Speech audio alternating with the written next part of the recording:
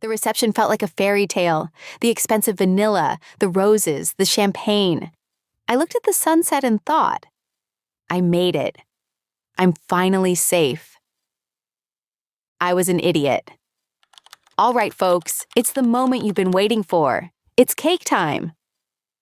My stomach bottomed out. This was the moment I dreaded for months. I gripped Mark's hand hard. I needed to see my husband. I needed reassurance. Instead, he looked down and winked. Please, I whispered, gripping him tighter. Nice and easy. You promised. I got you, babe, he whispered back. Liar. We stepped up to the table. The air in the room went cold. Mark didn't reach for the silver knife. He didn't look at the $500 cake. He looked right at me, and he smiled. It wasn't a loving smile. It was a predator's grin. A wolf deciding where to bite. No, he wouldn't. He did. He plunged his bare fist into the middle tier, ripping out a massive chunk of dense sponge. I tried to flinch, but my heavy white dress trapped me. Wham! It wasn't a playful tap. He slammed the cake into my face with the force of a right hook. My head snapped back, my neck cracked. Everything went black. Thick, heavy frosting filled my nose. It burned my eyes for a terrifying second. I couldn't breathe. I was suffocating in sugar. The music cut out. The room went dead silent. And then, the roar. Look at her face! Mark was screaming, doubled over and gasping for air. Babe, relax, it's just sugar. You're being dramatic. He pointed at me. The crowd hesitated. Then, they started to laugh. I clawed the frosting from my eyes, stinging and blind, desperate to find someone who wasn't laughing. I looked to the front row. I looked for my mother. She was there, clutching her stomach, tears of laughter streaming down her face, pointing at her own daughter, the two people supposed to protect me, and they're laughing. That's when I knew. The man I married 10 minutes ago didn't exist. This wasn't a wedding anymore. It was a trap. I stood in the hotel bathroom an hour later, scrubbing my face with a rough towel. The water swirling down the drain wasn't white. It was pink, then red. It looked exactly like blood. That metallic, sugary smell hit me, and suddenly, I wasn't 27 anymore. I was 17. Mom, please, I begged, gripping the mahogany table until my knuckles turned white. You promised. No smashing this year. I spent an hour on my hair. My mother smiled, that tight, fake smile she saved for guests.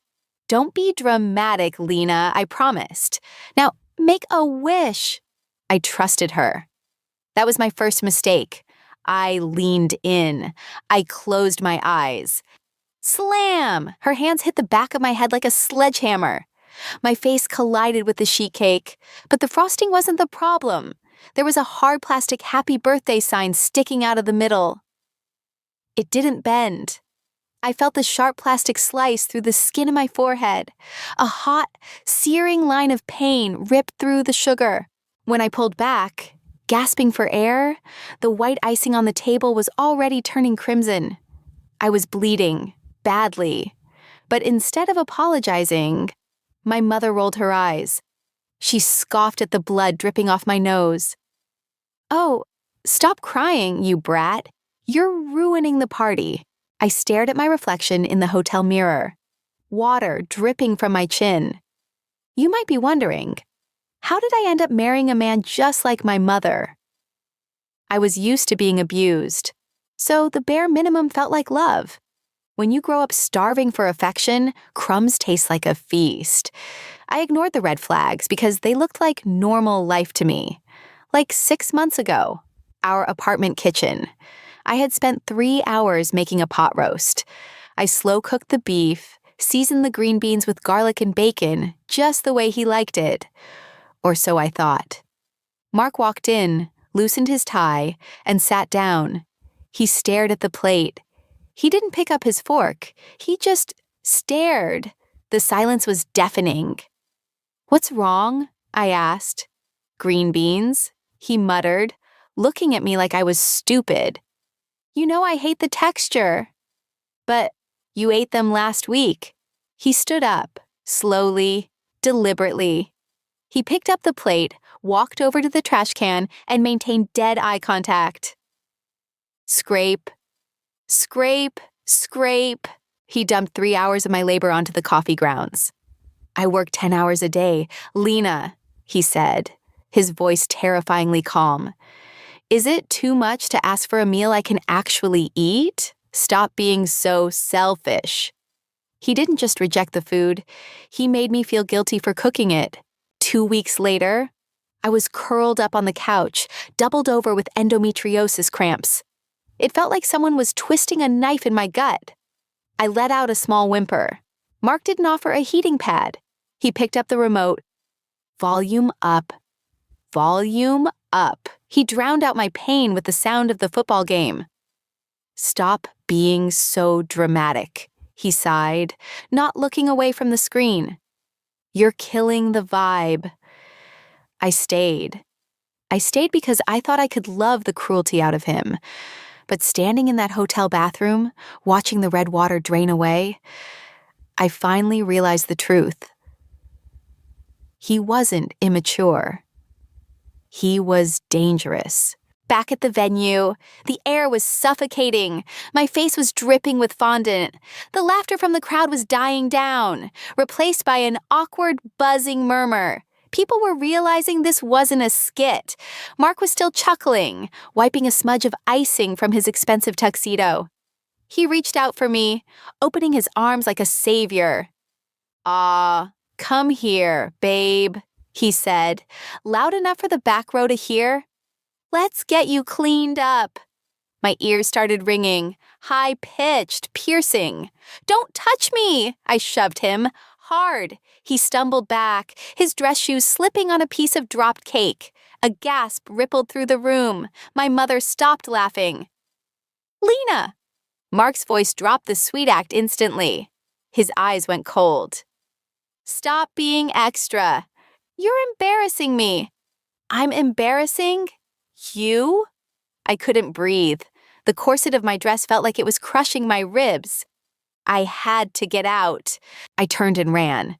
I left my purse. I left the gifts.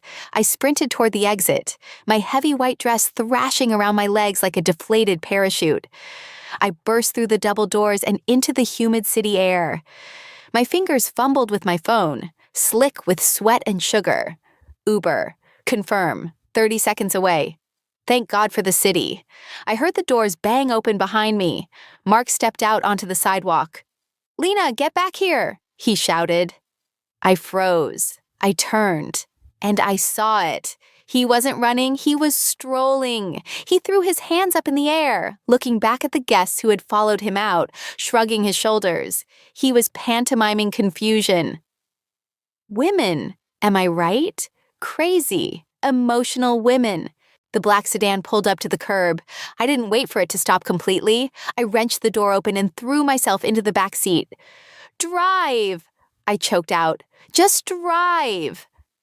As the car pulled away, I stared into the side mirror. Mark was standing on the curb. He wasn't chasing the car. He wasn't calling my name. The second he saw I was actually leaving, he dropped the act. He turned his back on me, walked over to his best man, and gestured for a drink. He didn't chase me. He played the victim because he didn't get his way. "You okay, miss?" The driver's voice startled me. I looked up, catching my reflection in the rearview mirror. Makeup smeared, hair matted with sugar, eyes wide with trauma. "No," I whispered, the adrenaline finally crashing, leaving me cold and shaking. "No, I don't think I am." The wedding was over, but as my phone started blowing up with text messages, I realized the war had just begun. Hold up. If your blood is boiling just like mine right now, hit that subscribe button. You are not going to believe the audacity of the text messages Lena is about to receive, or who shows up at her door next. Let's get back to the nightmare. Sarah's apartment was pitch black, lit only by the strobe light flashing of our screens. The phone vibrated violently on the floor. I sat with my back against the couch, knees pulled to my chest, still wearing the sticky, sugar-crusted wreckage of my wedding dress. I watched the notifications stack up. Husband, 14 missed calls. Pick up. I'm worried about your mental state. Husband, everyone is asking if you're off your meds. Husband, stop making this about you. Mom, pick up, you ungrateful brat. Mother-in-law, we need to talk about the venue deposit. He's right, I whispered, my voice trembling. The conditioning was kicking in. The gaslighting was warping my reality in real time. Maybe I am being sensitive. It was just a joke. Sarah, I ruined the day. I should go back. Sarah snatched the phone from my hand. She didn't look scared. She looked furious. Lena, stop, she snapped. Look at this text. Really? Look at it. She shoved the screen in my face. Mark had written, "My family loves me. Why can't you just get on board for once?" He isn't apologizing. He's rewriting history. Sarah grabbed my shoulders, forcing me to look at her. Think about it, she said, her voice cutting through the fog. He knows your family abused you. He knows you're the black sheep. He didn't smash that cake for a laugh. He did it to score points with them. The words hit me like a slap. He saw a choice, Sarah continued, relentless. Protect his wife or bond with her abusers? He chose the bullies, Lena. The air left my lungs. He chose them. It wasn't a prank. It was a public execution of my dignity. The impact shook the framed photos on the wall. It wasn't a knock. It was a raid. I flinched, curling into a ball. Don't open it, I whimpered. Please. I'm handling this. Sarah marched to the door and ripped it open, leaving the chain lock engaged.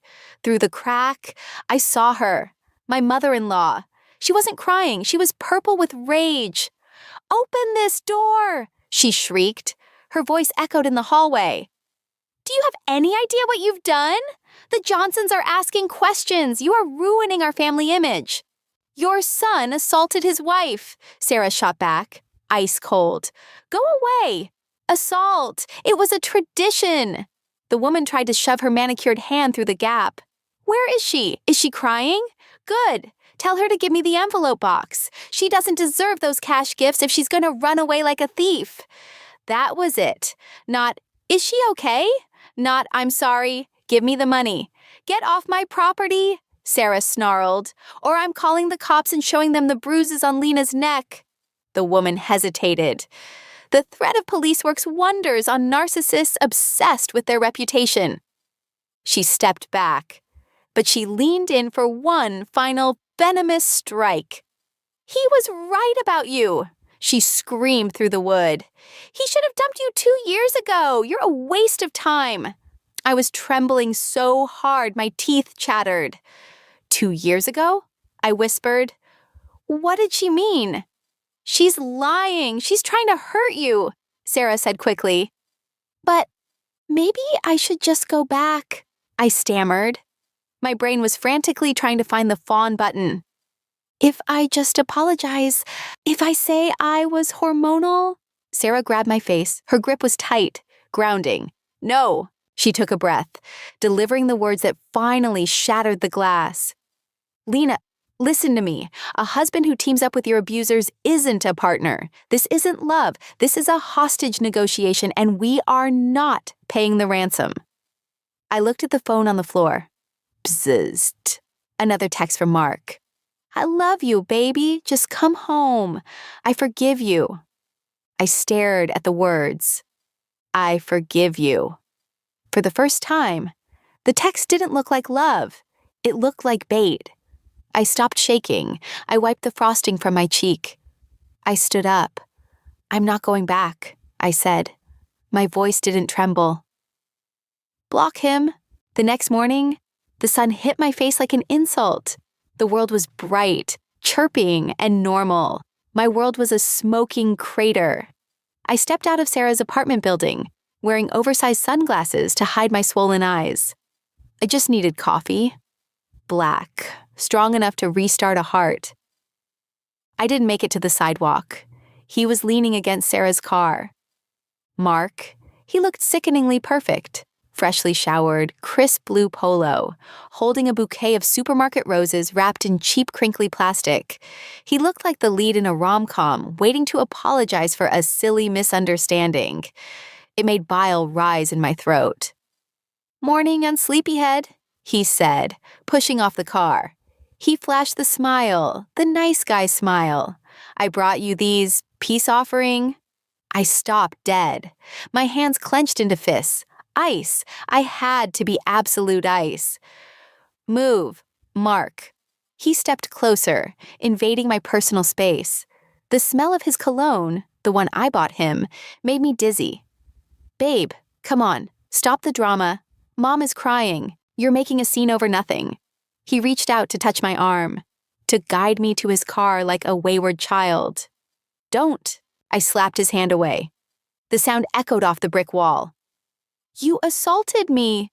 "Mark, you humiliated me in front of everyone I know, and you're standing here with $10 roses acting like it's a Tuesday?" His face changed. The sweet husband mask didn't just crack, it shattered. His eyes went dead flat. His jaw pulsed. Here was the fire.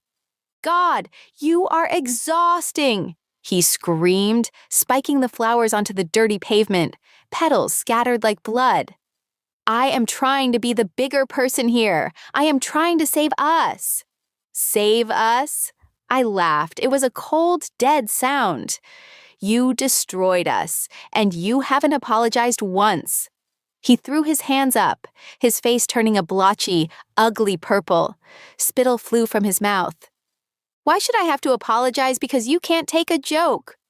The sentence hung in the air. The smoking gun. Something inside me unclenched. The confusion? Gone. The guilt?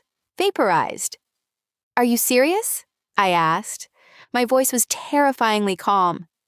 "If I hurt you, if I made you bleed, I would be on my knees begging for forgiveness. Because that's what decent people do." I took a step forward. He actually flinched.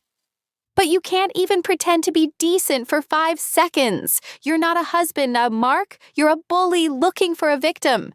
"You can't leave me," he sneered, blocking my path, desperation leaking into his voice.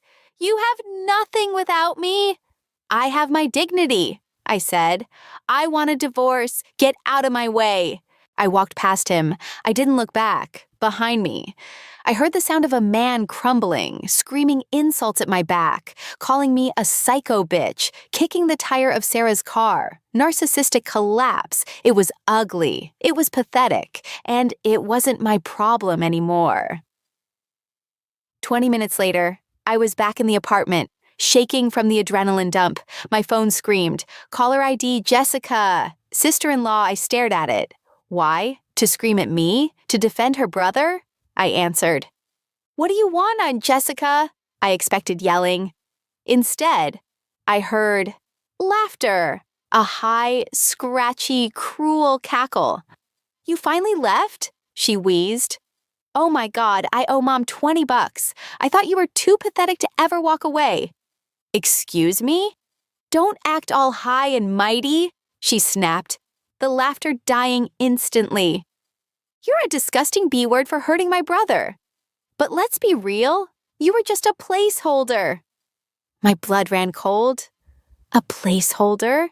He's been banging his ex, Vanessa, for 6 months, you idiot. Everyone knows, even I know. The room spun. Vanessa, the girl he told me was just a friend. The girl he told me I was crazy for worrying about. "He wanted to break up with you 2 years ago," Jessica continued, her voice dripping with venom. "You just wasted his time. Vanessa only dropped him last week because he wouldn't leave you. She got tired of waiting for him to grow a pair." "So," I whispered, the pieces clicking together like a revolver loading. "He stayed with me out of spite?" "He stayed because you were convenient. You cooked, you cleaned," Jessica yelled. "And now you've embarrassed him. I hope you die alone. Lena, honestly. I sat there, holding the dead phone, the cheating, the years of wasted time, the gaslighting about Vanessa. It should have broken me, but it didn't. It freed me. I wasn't the crazy wife who couldn't take a joke. I was the prisoner who just found out the warden had left the gate unlocked. I looked at Sarah. He cheated for 6 months with Vanessa. Sarah gasped, grabbing her keys. I'm going to kill him? No, I said, standing up.